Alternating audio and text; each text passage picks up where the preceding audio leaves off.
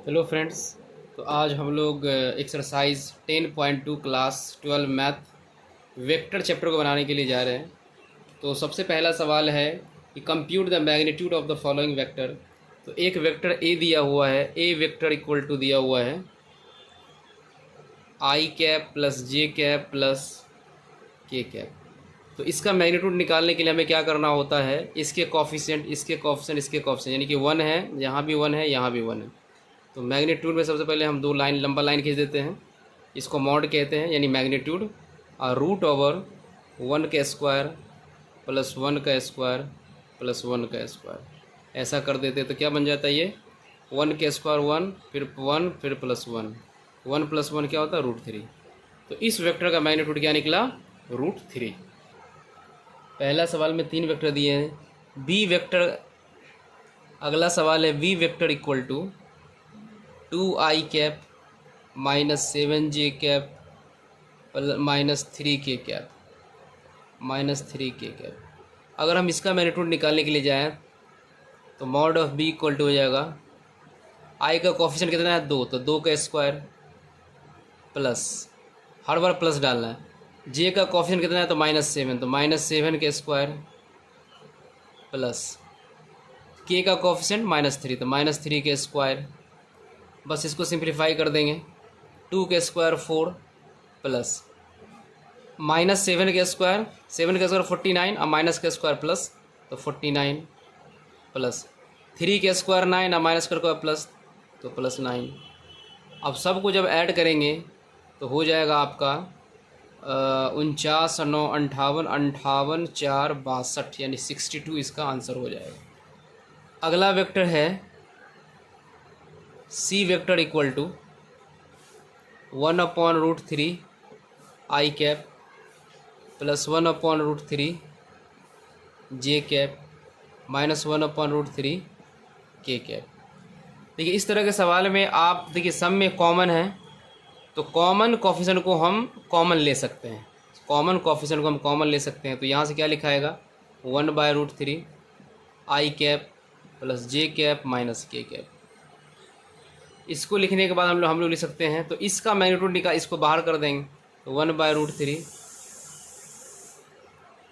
तो ये हो जाएगा इसका √1 का स्क्वायर प्लस 1 का स्क्वायर प्लस 1 का स्क्वायर, क्योंकि सबका मैग्नीट्यूड 1 ही 1 है। ये जाएगा 1/√3, 1 का स्क्वायर 1 1 प्लस 1, ये जाएगा 1/√3, और ये भी होगा √3, ये भी क्या हो जाएगा, √3 √3 कैंसिल, इसका वैल्यू 1 हो जाएगा। दूसरा सवाल कहता है कि right 2 vector having same magnitude. ये अपने मन से लिख सकते हैं, right 2 vector having same magnitude. या तो आप ऐसा लिखो, i cap plus 2j cap plus 3k cap, या ऐसे कोई लिख सकता है -i cap plus 2k cap plus 3k plus 2j cap, ऐसा दे दो 3j कैप और प्लस 2k कैप, ऐसा भी लिख सकते हैं। तो दे वेक्टर देखो दोनों का मैग्नीट्यूड सेम है, क्योंकि इसके कोफिशिएंट का तो स्क्वायर करना है, तो हमको सेम नंबर मिलेगा, इसलिए हम कह सकते हैं कि इसका मैग्नीट्यूड सेम है। अगला सवाल, right 2 different vectors having same direction. ये मैग्नीट्यूड की बात थी, अब डायरेक्शन की बात पूछ रहा है। तो सेम डायरेक्शन के लिए हमें क्या करना होगा, तो बस उसके कोफिशिएंट में हेर फेर करेंगे, लेकिन आई कैप जे कैप के साइन में फ़र्क नहीं आना चाहिए। तो ये हो सकता है, जैसे अगर कोई वेक्टर ए वेक्टर हमने ले लिया है i cap plus 3j cap, तो इसका डिफरेंट टाइप का वेक्टर हो जाएगा बी वेक्टर इक्वल टू हो जाएगा 2i कैप और प्लस 6j कैप। ऐसा हमने कैसे किया, यहाँ पर देखो आई कैप जे कैप, ये क्या है, दोनों सेम डायरेक्शन है, पैरेलल वेक्टर है, ऐसे सेम डायरेक्शन में जा रहा है। तो सेम डायरेक्शन में हमको कॉलिनियरिटी की प्रॉपर्टी लगाना होगा, कि कॉलिनियरिटी की प्रॉपर्टी क्या होती है। अगर आपको इस वेक्टर के पैरेलल में कोई वेक्टर खींचना होता है, तो हम लिखते हैं V vector equal to lambda times A vector. अगर सेम डायरेक्शन में चाहिए आपको, तो हमको लेमडा को पॉजिटिव नंबर लेना पड़ेगा। अब पॉजिटिव एनी रियल नंबर हो सकता है, अगर वही निगेटिव डायरेक्शन में पूछता तो हमको लेमडा को निगेटिव लेना पड़ता, तो वो निगेटिव डायरेक्शन में वेक्टर हो जाता। अभी लेमडा को ने पॉजिटिव लिया, यानी कि इसको हमने 2 से मल्टीप्लाई किया है ना, 2 से मल्टीप्लाई किया, तो ये वेक्टर हमको मिला है। ये हमें बताता है कि ये दोनों वेक्टर क्या है, कोलिनियर है और सेम डायरेक्शन में। तो वही आपसे इनडायरेक्टली पूछ रहा था। चौथा सवाल है कि एक्स और वाई के वैल्यू निकालना है, दिया हुआ है कि ये वेक्टर आपस में बराबर है 2i cap plus 3j cap, ये बराबर है किसके, एक्स आई कैप प्लस वाई जे कैप। ये तो सिंपल सवाल है, बराबर है तो इसके कोफिशिएंट बराबर हो जाएंगे, यहाँ से x इक्वल टू 2 और यहाँ से y इक्वल टू 3। ये आपका आसान है। इक्वलिटी वेक्टर में कोफिशिएंट को हमको कंपेयर करा के सेम करना होता है। ये आपका हो गया इक्वल वेक्टर।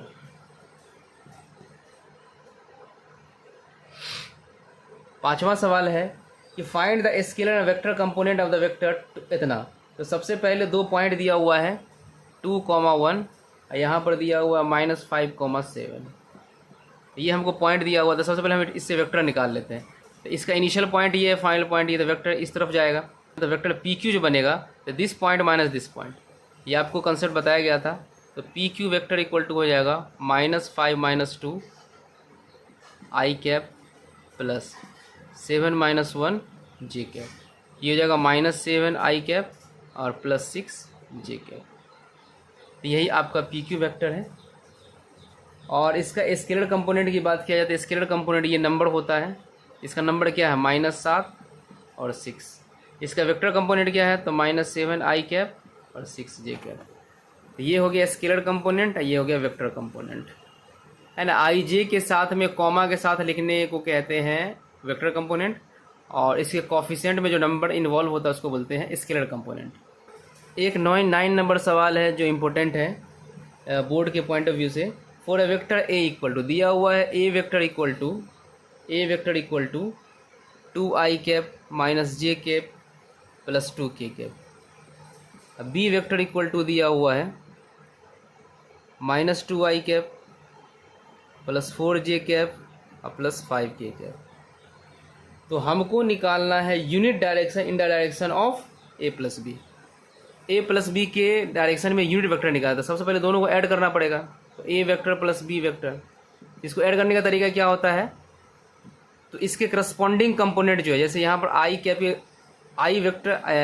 के वेक्टर कंपोनेंट इधर हैं तो दोनों को हम ऐड करेंगे। तो चूँकि ये प्लस में ये माइनस में, ये तो जीरो हो जाएगा, गायब हो जाएगा। यहाँ पर देखिए 4j और -1j तो हो जाएगा 3j, और यहाँ पर 5j और यहाँ पर आपका 5k और 2k हो जाएगा 7k, ये हो जाएगा आपका। अगर हम इसका फिर यूनिट वेक्टर निकालेंगे इन the direction of this vector, तो इस मान लेते इस वेक्टर को हम सी वेक्टर मान लेते हैं। तो इसका यूनिट वेक्टर क्या हो जाएगा, दिस वेक्टर और इसका मैग्नीट्यूड 3k² और प्लस 7k², ये बन जाता आपका 3i cap plus 7k cap बट्टा 3k² 9 और 7k² 49। और जब दोनों को ऐड करेंगे हमें तो आ जाएगा 49 और 9 58 रूट में। तो यही आपका हो जाएगा यूनिट वेक्टर। अब 10 नंबर सवाल है, बोल रहा है कि find a vector in the direction of 5i minus j cap plus 2k cap which has magnitude 8 unit. तो सबसे पहले ये जो वेक्टर गिवन है हमारा, मान लेते हैं कि ये ए वेक्टर है, तो ए वेक्टर मान लेते हैं हम 5i cap minus 2j cap और plus 2k cap. 5i cap 2j नहीं है, -j कैप और प्लस 2k कैप, ये वेक्टर है।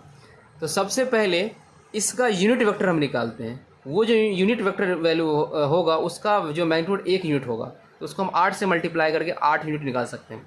तो सबसे पहले इसका यूनिट वेक्टर क्या होगा, दिस वेक्टर डिवाइडेड बाई इसका magnitude, this vector divided by इसका मैग्नीट्यूड।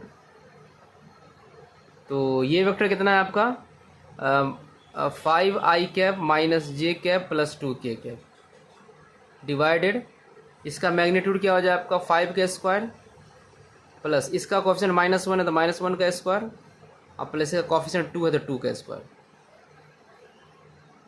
इसको सिंप्लीफाई किया जाए तो 5i cap minus j cap plus 2k cap, ये हो जाएगा आपका 5 5 जा 25 -1k² प्लस 1 और 2k² 4। तो इसको सिंप्लीफाई करने पर आएगा 5i cap minus j cap plus 2k cap ये हो जाएगा जोड़ करके आपका 25 एक 26, 26 4 30, 30 हो जाएगा।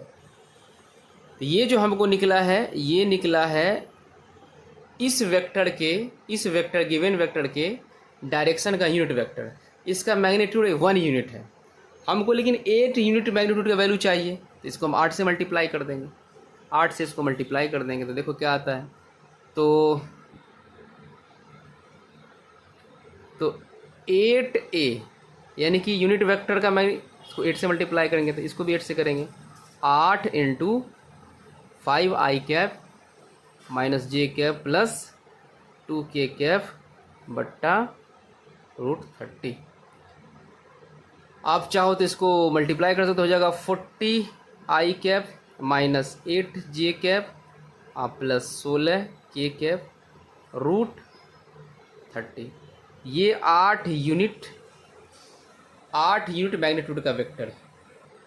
12 नंबर का सवाल कहता है कि find the direction cosines of the vector. Direction cosines देखो, वेक्टर दिया हुआ है हमको i cap plus 2j cap plus 3k cap, ये वेक्टर दिया हुआ है।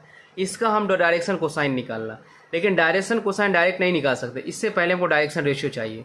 और डायरेक्शन रेशियो के बारे में पता है कि जो वेक्टर जो कंपोनेंट फॉर्म में जो वेक्टर गिवन होते हैं उसके कोफिशिएंट ही डायरेक्शन रेशियो होते हैं। तो इसका कोफिशिएंट कितना 1 है, इस जे का कोफिशिएंट 2 है और के का कोफिशिएंट 3 है। तो इसको लिख सकते हैं डायरेक्शन रेशियो 1, 2, 3। ये आपके हो गए डायरेक्शन रेशियो। अब अगर हम डायरेक्शन कोसाइन अब निकालेंगे, डायरेक्शन कोसाइन कैसे निकालेंगे, तो ये होता है L, M और N। तो L का वैल्यू निकलता है L इक्वल टू होता है A √a² plus b² plus c²। अब ये ABC क्या है, तो इसी को कहते हैं ABC, यानी A की जगह पर आपका 1 है, B की जगह पर है 2 और C की जगह पर है 3। यही आपका ABC है जो डायरेक्शन रेशियो काम करता है। तो अब हम यहाँ से निकाल सकते हैं 1/√1 का स्क्वायर प्लस 2 का स्क्वायर और प्लस 3 का स्क्वायर। इसको सॉल्व करने पर आएगा 1 प्लस 4 प्लस 9 है ना, 1 का स्क्वायर 1, 2 का स्क्वायर 4, 3 का स्क्वायर 9। जब इसको सॉल्व करेंगे तो हो जाएगा 1√9 4 13 13 14। ये आपका हो गया L, ये पहला वैल्यू निकला। सिमिलरली अब इतना हमको करने की ज़रूरत नहीं है, हम ऐसा कर सकते हैं M जो निकलेगा वो M होता है B बट्टा ये, यहाँ पर ABC पुट करते चले जाएंगे तो B कितना हमारा 2, तो 2 बट्टा हो जाएगा √14। N कितना हो जाएगा, ये हो जाएगा 3 बट्टा √14। तो ये हमारा हो गया डायरेक्शन कोसाइन। 11 नंबर छूट गया था क्वेश्चन। 11 नंबर सवाल कह रहा है कि सो दैट वेक्टर इतना इतना यानी कि vector 2i cap minus 3j cap plus 4k cap. एक वेक्टर आपको दिया हुआ है -4i cap plus 6j cap minus 8k cap. ये बोल रहा है कि कोलिनियर वेक्टर ये साबित करो। तो हमको पता है कि अगर कोई वेक्टर A है और कोई वेक्टर B है तो A और B कोलिनियर तब होता है जब एक रिलेशन बिल्ड होता है यहाँ पे vector B equal to lambda times vector A। अगर ऐसा होता है तो हम इसको कहते हैं कोलिनियर वेक्टर। तो हम इसमें कुछ कॉमन निकालने की कोशिश कर रहे हैं। अगर इस तरह का फॉर्मेट पकड़ता है तो हम कहेंगे कि भाई ये कोलिनियर वेक्टर है। तो मान लेते हैं let vector A equal to जो दिया हुआ है 2i कैप, ये वाला वेक्टर को मान लेते हैं -2 3j cap plus 4k cap. अब B वेक्टर जो है -4i cap plus 6j cap minus 8k cap.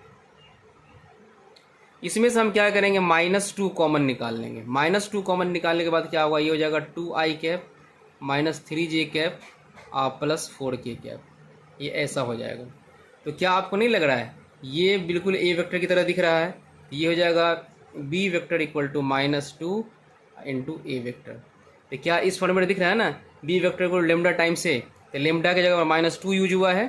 तो इस बेसिस पर हम कह सकते हैं कि ये कोलिनियरिटी के एलिजिबिलिटी को फुलफिल कर रहा है। तो इसलिए ये vector A and B vector are collinear, are collinear.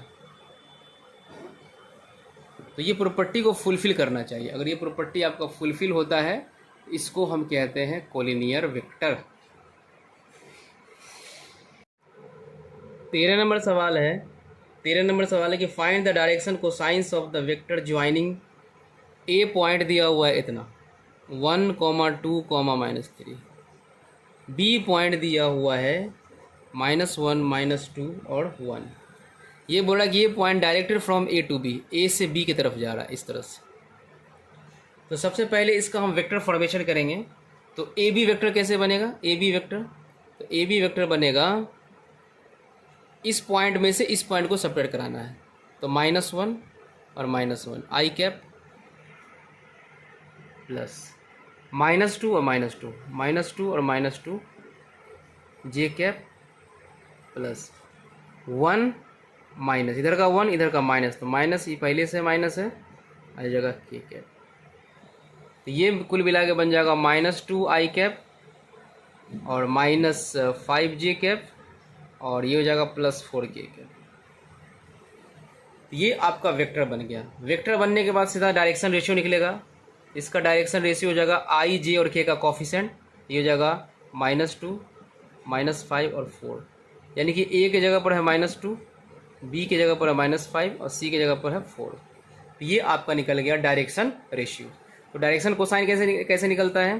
तो एल बराबर होता है a√a² + b² प्लस c²। ये आपका डायरेक्शन कोसाइन का फॉर्मूला हम इसमें लगा देंगे। ए की जगह पर आपका -2, तो -2√a², तो a² यानी 2 के -2² का 4 होता है, अब प्लस b² यानी कि -5² 25 हो जाएगा, अब प्लस c² मतलब 4² 16 हो जाएगा।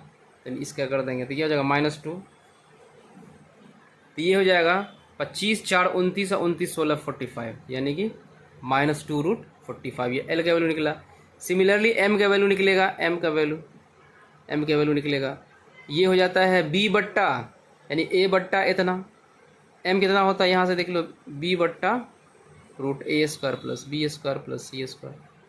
सिमिलरली n इक्वल टू कितना हो जाता है, c/a² + b² + c²।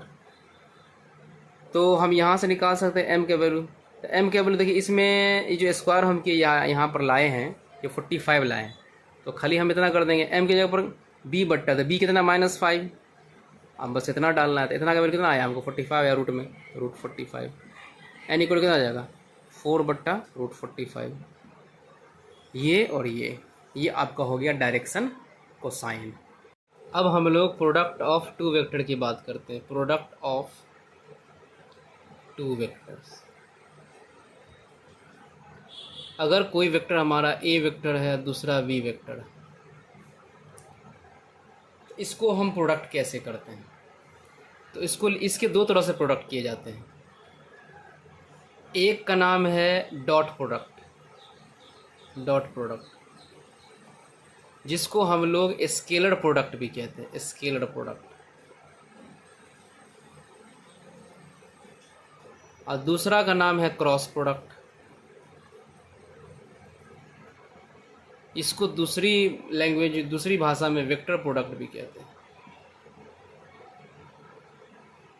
क्यों इसको स्केलर प्रोडक्ट कहते हैं?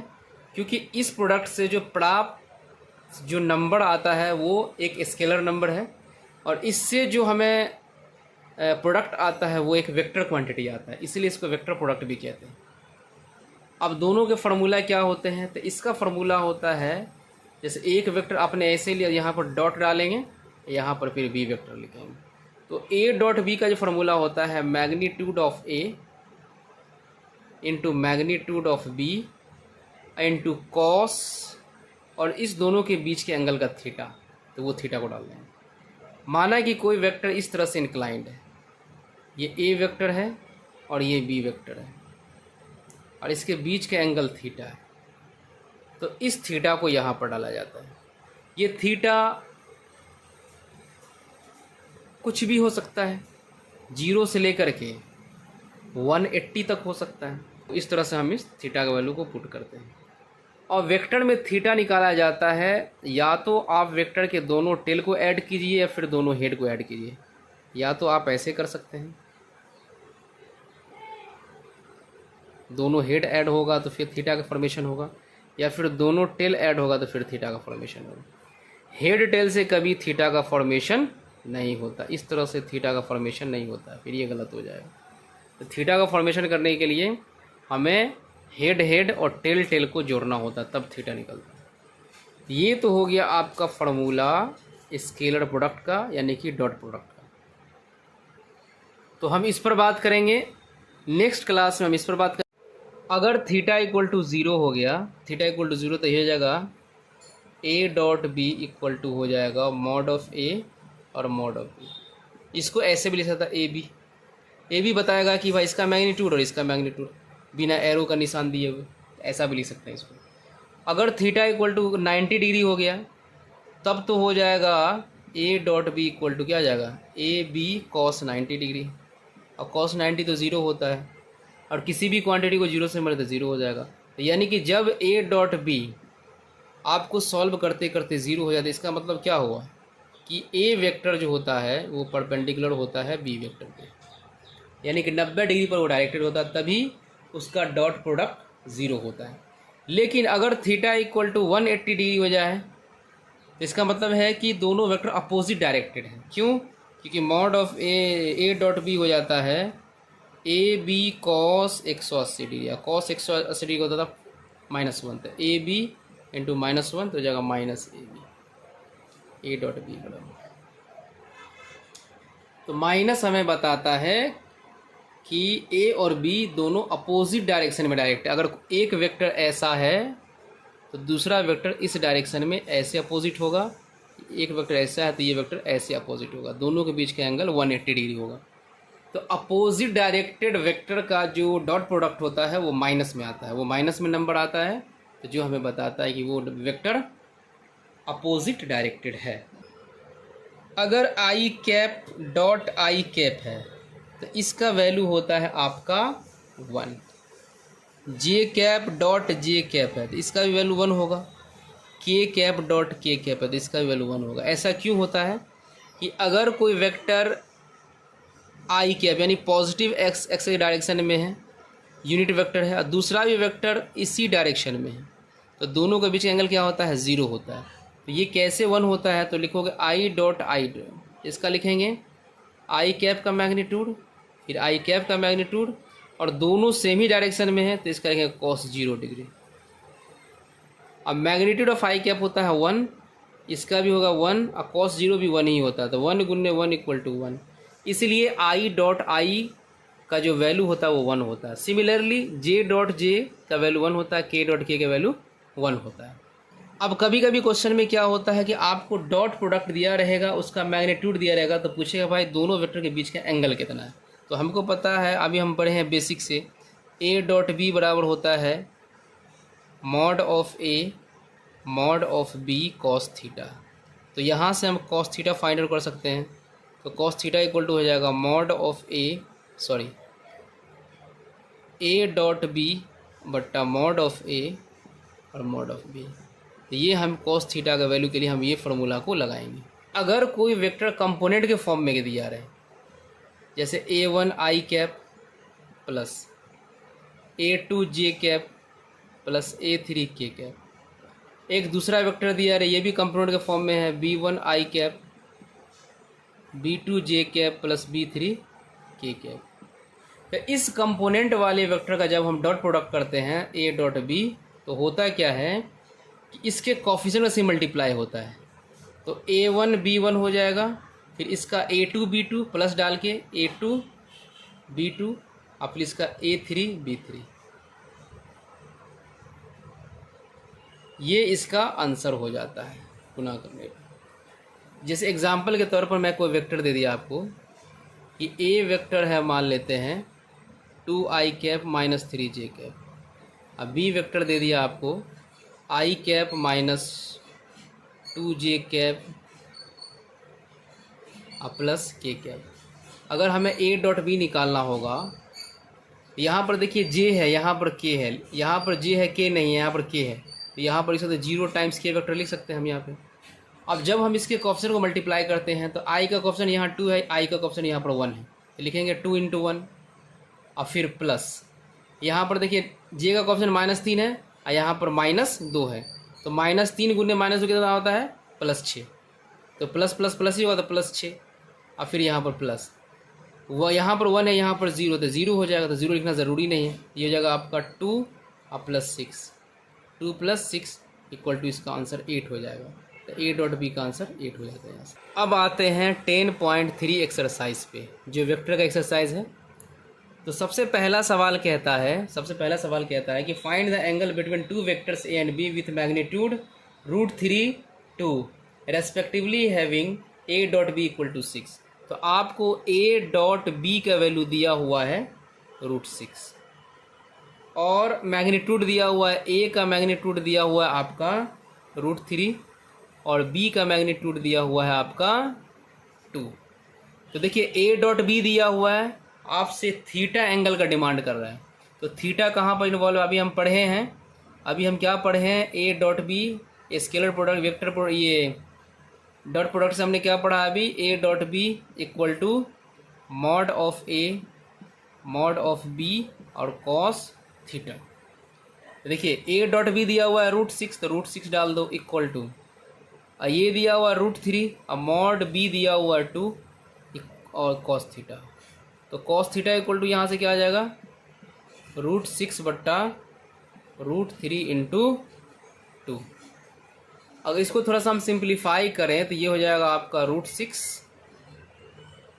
√6 को हम क्या लिख सकते हैं, √6 को लिख सकते हैं √3 × √2 लिख सकते हैं, और ये √3 है, √6 को लिखा गया √3 × √2, और ये √3 है, और 2 को लिखा जाएगा √2 × √2। लिख सकते हैं कि नहीं लिख सकते हैं, बिल्कुल लिख सकते हैं। तो देखिए क्या क्या कटेगा, ये और ये कट गया, ये और ये कट गया, तो cos थीटा = आ गया 1/√2, और थीटा के किस वैल्यू के लिए cos 1/√2 होता है, तो 45 डिग्री। तो यहाँ से थीटा = क्या जाएगा, 45 डिग्री। यही आपका आंसर है। दूसरा सवाल है कि find the angle between the vector, इतना दिया हुआ है एक वेक्टर दिया हुआ I cap -2j cap +3k, एक वेक्टर ये है। दूसरा वेक्टर है 3I कैप -2j कैप और +k कैप। इसको हम कुछ मान लेते, इसको मान लिया A वेक्टर, इसको मान लिया हमने B वेक्टर।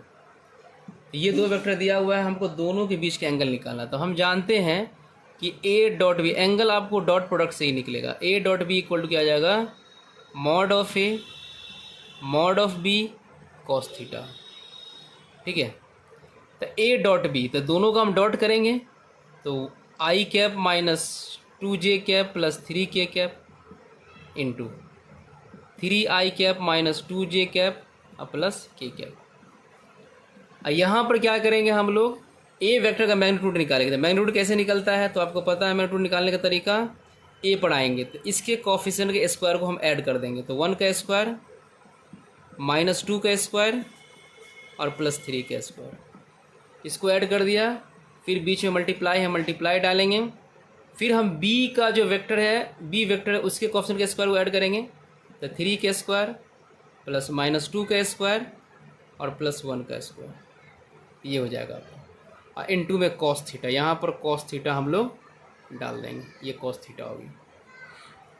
तो इधर से जो डॉट निकलेगा आपका, कॉफिशिएंट को मल्टीप्लाई करेंगे। तो इसका मतलब 1 है, यहाँ पर 3 है, तो 1 × 3 तो 3, फिर बीच डालेंगे प्लस, -2 × -4, -2 × -2 तो +4, और प्लस पहले से तो प्लस प्लस प्लस तो +4 ही होगा, और फिर प्लस 3 × 1 तो 3।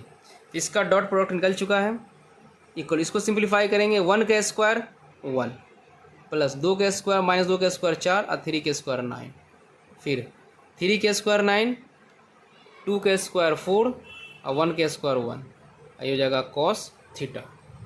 ये हो जाएगा आपका 4 3 7 7 3 10, ये हो जाएगा √9 4 13 13 1 14, फिर से 14 cos थीटा। ठीक है, तो √14 × 14, तो रूट खत्म हो जाएगा, तो 10 बराबर हो जाएगा 14 cos थीटा। तो cos थीटा = हो जाएगा आपका 10/14, काट सकते हैं आप 5 और 7, तो cos थीटा = हो जाएगा 5/7, या इसको लिख सकते हैं थीटा = cos इनवर्स 5/7। ये आपका आंसर हो गया। एक कंसेप्ट सीखो प्रोजेक्शन वाला। अगर आपको बताए कि projection of A vector A on B vector, तो इसको दिखाने का तरीका होता है कि आपको निकालना होगा a vector dot unit vector of b. इसका मतलब हुआ कि ए वेक्टर डॉट, अब बी का यूनिट वेक्टर होता है मॉड ऑफ, यानी कि बी वेक्टर बट्टा mod of b. Unit vector of b in the direction of b इस तरह से निकलता है, ये तो है। तो ये फार्मूला हम लोग लगाएंगे अगर आपके प्रोजेक्शन के बारे में बात होगी तो एक क्वेश्चन है, तो प्रोजेक्शन के बारे में बात हुई है कि बोल रहा है कि find the projection, 3 number question है, find the projection of vector i cap. तो इस वेक्टर को मैं मान लेता हूँ ए वेक्टर, ए है i cap minus j cap, ये ए वेक्टर मान लिया। अब बी वेक्टर आपका i cap plus j cap. ए का बी पर प्रोजेक्शन चाहिए, वेक्टर ए का बी पर प्रोजेक्शन चाहिए, तो कैसे लिखेंगे? तो इसका लिखना होगा a dot unit vector of B equal to a vector dot B vector magnitude of B vector. ये लिखाएगा आपका i cap minus j cap dot i cap plus j cap, इसका मैग्नीट्यूड 1 का स्क्वायर प्लस 1 का square. ये देखिए दोनों dot product में है तो यह क्या हो जाएगा, इसके कोएफिशिएंट से मल्टीप्लाई होंगे, तो 1 इंटू 1 तो 1 और प्लस -1 इंटू +1 तो हो जाएगा -1, अब बट्टा क्या हो जाएगा ये √2, तो 1 में से 1 गया तो 0, तो 0 बट्टा √2 इक्वल टू 0। इसका आंसर हो जाएगा आपका 0। 4 नंबर में भी वही सवाल है, तो मैं आपको हिंट दे देता हूँ। तो मान लेते हैं कि इस पहले वाले वेक्टर को मान लेंगे ए, तो ए वेक्टर इक्वल टू है i cap plus 3j cap plus 7k cap. दूसरे वाले वेक्टर को मान लेंगे बी, तो बी वेक्टर इक्वल टू हो जाएगा 7i cap minus j cap plus 8k cap. तो हमको ए का प्रोजेक्शन बी पर चाहिए, तो लिखेंगे A dot vector A dot unit vector of B, ये हो जाएगा A vector dot B vector और मैग्नीट्यूड ऑफ बी वेक्टर। इसको हम आराम से निकाल सकते हैं, ए डॉट बी पहले कर देंगे तो कुल मिलाए क्या आ जाएगा ए डॉट बी और मैग्नीट्यूड ऑफ बी, यही ना हो जाएगा। 7 इंटू 1 तो 7, 3 इंटू -1 तो -3 और 8 इंटू 7 तो 56 प्लस में। अब मैग्नीट्यूड ऑफ बी, तो मैग्नीट्यूड ऑफ बी क्या होगा यहाँ पर देख लो, मैग्नीट्यूड ऑफ बी 7 के स्क्वायर पहले करोगे तो 56 प्लस 1 -1 के स्क्वायर तो 1 ही होता है, अब प्लस 8 के स्क्वायर करोगे तो हो जाएगा 64। तो जब इसको आप सिंप्लीफाई करोगे तो हो जाएगा 56 और 7 होता है 63, और 63 में से 3 गया तो 60, तो ये 60 हो गया, बट्टा 56 और 64 होता है आपका 56 64 होता है 120, 120 और 121, 121। तो ये कटने वाला आई थिंक नहीं लग रहा है, तो इसका आंसर ये हो जाएगा 60/121। तो इसका प्रोजेक्शन ऐसे निकलेगा।